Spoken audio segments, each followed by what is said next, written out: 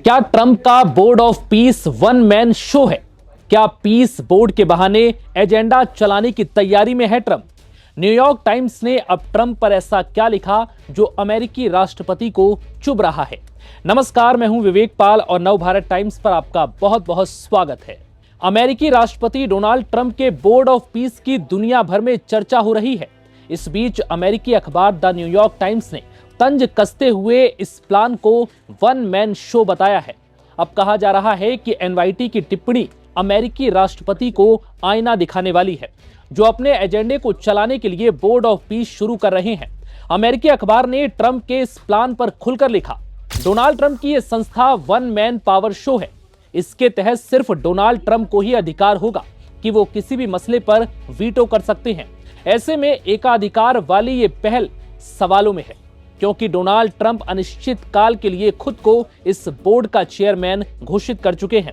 इसके साथ ही अब बोर्ड का एजेंडा भी सिर्फ वही तय करेंगे, यानी ट्रंप के द्वारा ही यह तय किया जाएगा कि इस बोर्ड में कौन रहेगा और कौन नहीं।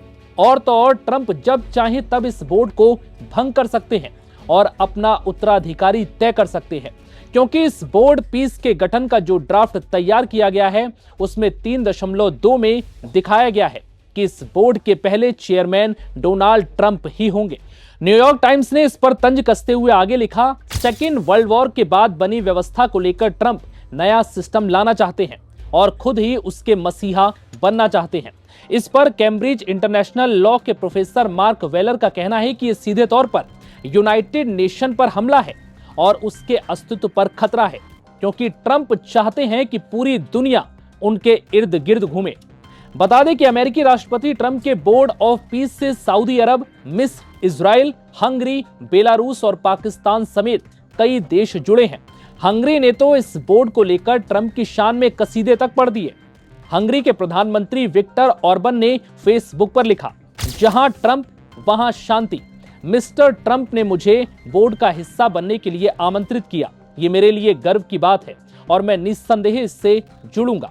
बता दें कि संयुक्त राष्ट्र सुरक्षा परिषद ने ही नवंबर में गाजा में शांति के लिए इस बोर्ड के गठन की बात रखी थी।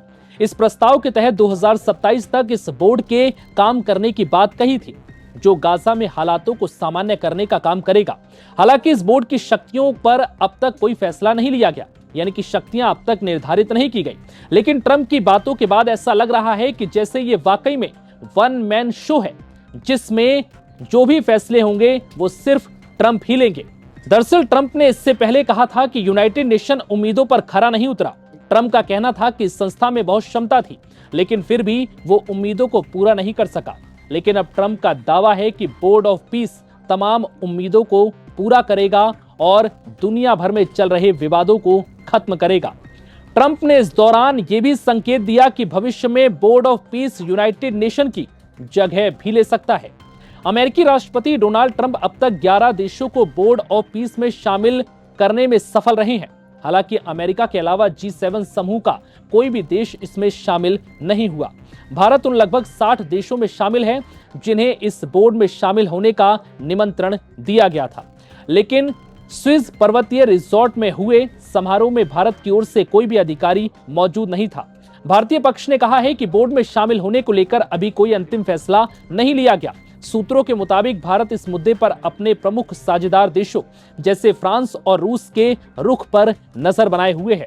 भारत को आशंका है कि ये नया बोर्ड आगे चलकर संयुक्त राष्ट्र की भूमिका को कमजोर कर सकता है।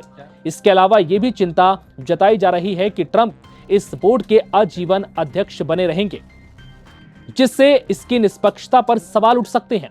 इसलिए भारत फिलहाल इस पूरे मामले पर वेट एंड वॉच की नीति अपना रहा है। इस विषय पर 30-31 जनवरी को नई दिल्ली में होने वाली अरब लीग के विदेश मंत्रियों की बैठक में चर्चा हो सकती है, जिसके बाद भारत अपना रुख साफ कर सकता है। फिलहाल इस वीडियो में इतना ही। इजाजत दीजिए। नमस्कार।